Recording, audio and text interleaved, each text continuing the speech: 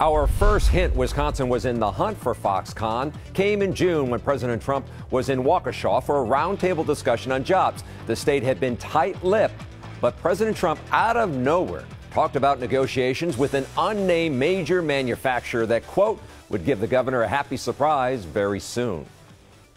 And right now, you're hearing Democrats, some Democrats say, hold on, proceed with caution. Yeah. When you look at the $3 billion and you break it down per job, it's a big investment.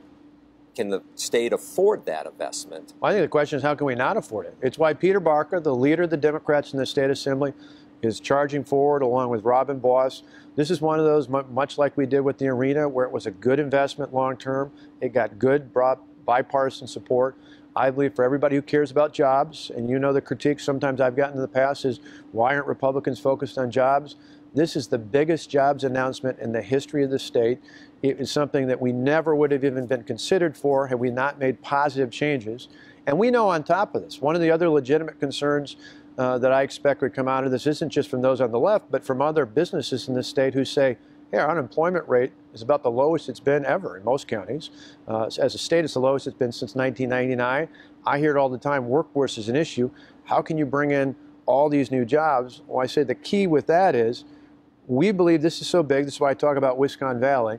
This will attract talent from across the country and around the world. This will put us on the map. This will stop the brain drain. This will keep more of our talent back here in the state once people graduate.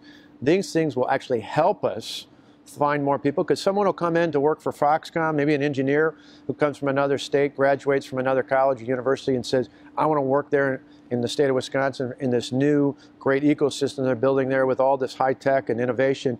Well, their spouse or their family is going to come along with, and the good news is we've got plenty of jobs from the Phil here as well. Their work environment, what people have seen across the country, the state's right to work law, did that play into any? Yeah. Well, it's a piece of it. What we have found over the past couple of years is that when site selectors look at states like Wisconsin, particularly for international companies, it's not the reason, but in the past it was the reason we didn't make the list. So it's not the only reason, but certainly it's one of the many factors. You look at our manufacturing and production tax credit, you look at our freedom to choose in terms of right to work, you look at all these things collectively. It's not just one thing, it's the last 6 years of hard work has gotten us to a point where we're ready to make a big deal like this and a big splash.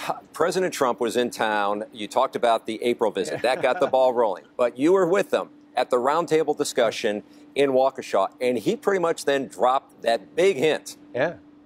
Did that shock you, surprise you? Well, we think it, for any company, big or small alike, we think it is really important to honor businesses as they're considering things, to not run out and talk about this publicly until they get everything aligned. We took the president on a tour, saw some great things in terms of apprenticeships and our technical colleges, and then took a couple minutes to meet with a couple of the key leaders who are joining me here, joined me at the first visit at the White House and are back for the announcement today.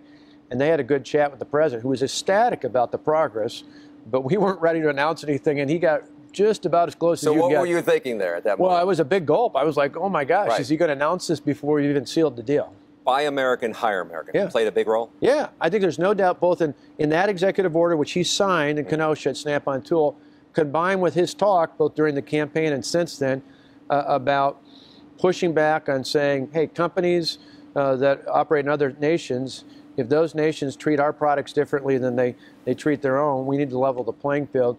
Certainly that got their attention. Final question. And they're a good company. I mean, it's one of those where, you know, they've got a great product. They've got good partnerships. You look at companies like Apple and others, they have become reliant on Foxconn because they deliver.